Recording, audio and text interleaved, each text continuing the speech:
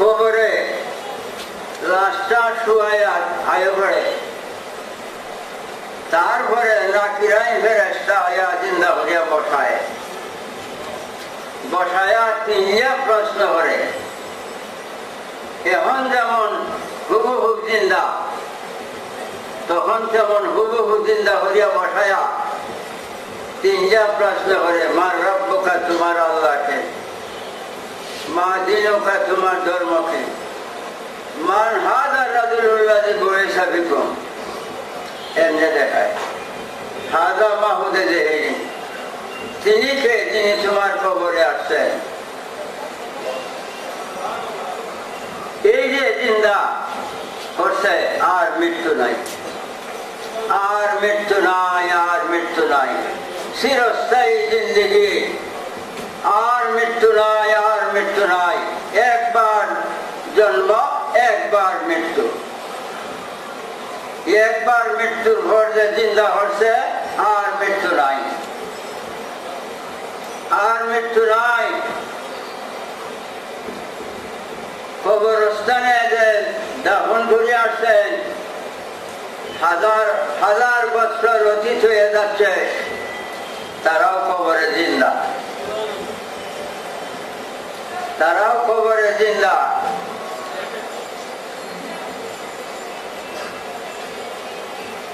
বাবা,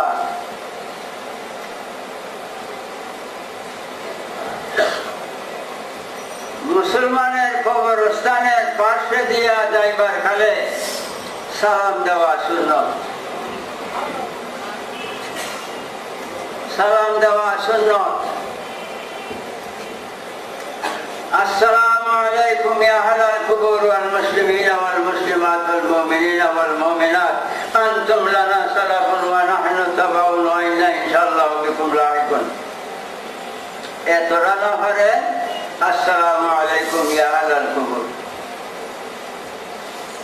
সালাম দেওয়াটা সুন্নত। মৃত্যু ব্যক্তিকে সালাম দেওয়া যায় না। একটা লোক বেলা 8টার সময় মরছে, 7টার সময় জানাজা হইল, এর ভিতরে কেউ যে সালাম দেয়, তারে কেউ সালাম দেয়? মৃত্যু ব্যক্তিকে সালাম দেয় না। কিন্তু কবরস্থ ব্যক্তিরা মৃত্যু না, তারা জিন্দা, কাজেই সালাম দেওয়া সুন্নত।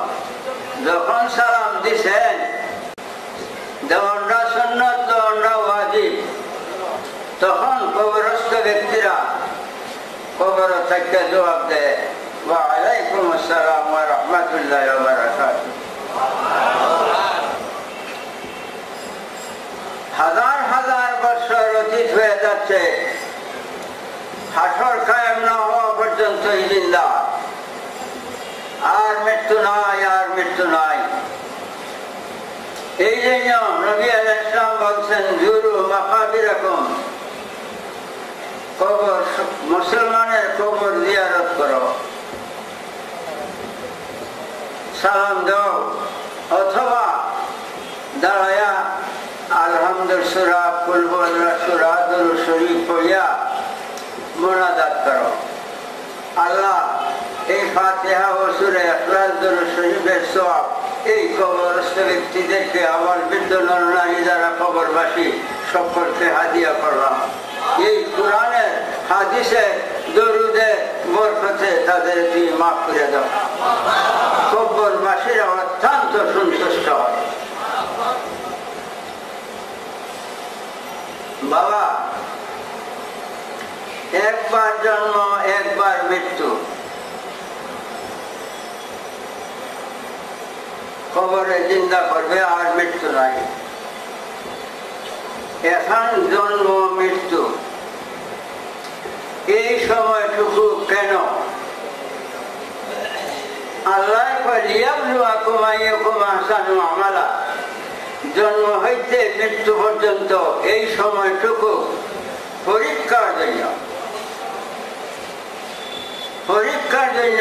কে ভালো কাজ করে, কে মন্দ কাজ করে, ভালো কাজ করে কে মন্দ কাজ করে, এই দেখবার জন্য, পরীক্ষার জন্য আল্লাহ জন্ম হয়েছে মৃত্যু পর্যন্ত এই সময়টুকু আমরা পরীক্ষার হলে আছি, আমরা পরীক্ষার হলে আছি। এই যা পরীক্ষার হল, দুনিয়াটা পরীক্ষার হল। বাবা আজ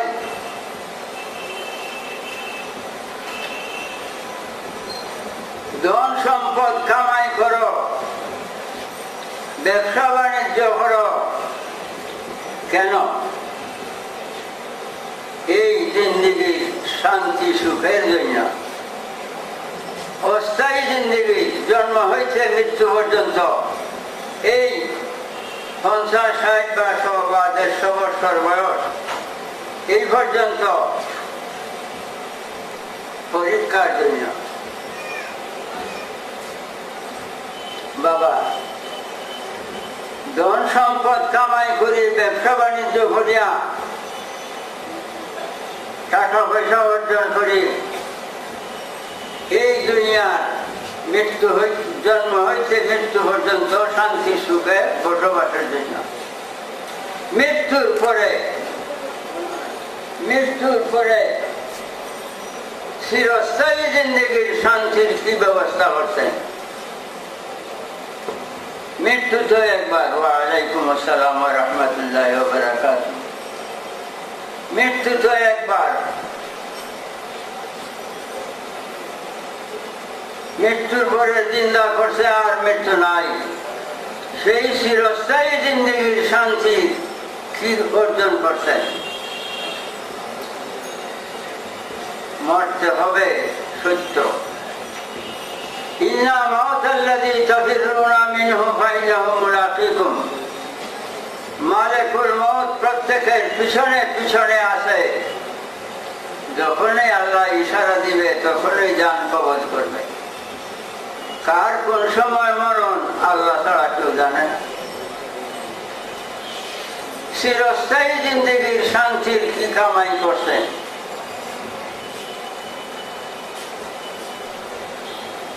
অস্থায়ী জীবনের শান্তি, কাম কাজ, ব্যবসা বাণিজ্য, চিরস্থায়ী জিন্দগির শান্তির জন্য কি করছেন? চিরস্থায়ী জিন্দগির শান্তি ঈমান। ঈমান কামাই করতে হবে। চিরস্থায়ী জিন্দগির শান্তি ঈমানে দিবে। ঈমান শব্দের অর্থ আমান করতে না, দুদক থেকে মুক্তি করে দেওয়া। ঈমানে দুদক থেকে মুক্তি করবে। চিরস্থায়ী জিন্দগির শান্তি ঈমানে দিবে। বাবা আমরা ঈমানের দ্বারায় মুমিন, ঈমানদার। ইসলামের দ্বারায় মুসলিম, মুসলমান। ঈমান ইসলাম।